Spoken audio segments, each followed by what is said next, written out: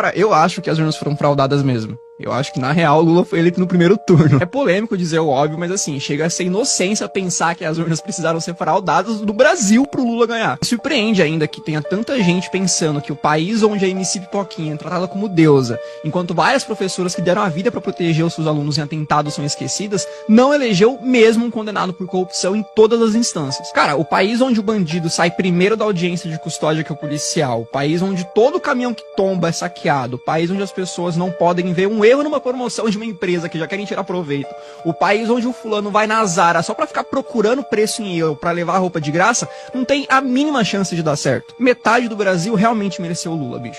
Lula é o pai dos pobres mesmo, mas é aquele pai que chega bêbado em casa, bate na mulher, xinga os filhos, gasta todas as economias de casa pra comprar pinga e quando é preso ainda chama a esposa de louca. O Brasil é a eterna mulher de malandro, né? Então o PT se elegeu em 2003, se elegeu em 2006, se elegeu em 2010, se elegeu em 2014, quase se elegeu em 2018, se elegeu em 2022 dizendo que mudaria o Brasil, mas o nosso país continua um dos mais pobres, um dos mais corruptos e um dos mais violentos do mundo. Assim, se isso não é síndrome de Estocolmo, eu não sei o que é, cara. Se você é um cristão de esquerda, ou você não leu Marx, ou você não leu a Bíblia. O próprio Marx, além de ser um ateu e ter construído todo o seu pensamento através do materialismo e do ateísmo, dizia que a religião era o ópio do povo. O socialismo tem essa ideia, né?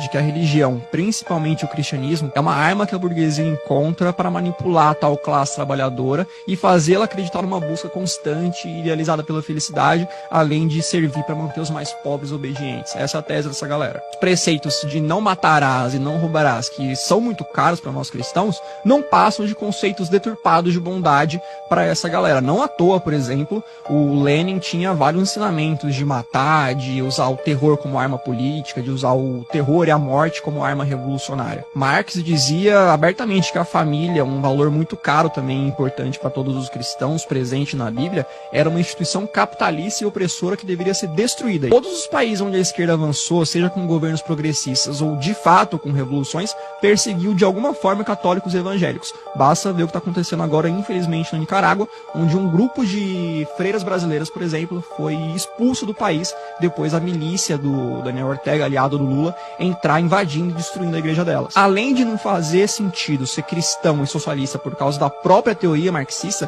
também não faz sentido ser cristão e socialista pela própria prática. Jesus pregava ali a caridade voluntária, não a tomada forçada da propriedade alheia. O jovem militante de esquerda é o exemplo vivo do porquê que eu defendo tanto o ensino de qualidade sem viés ideológico na sala de aula. Porque, mano, pensa comigo.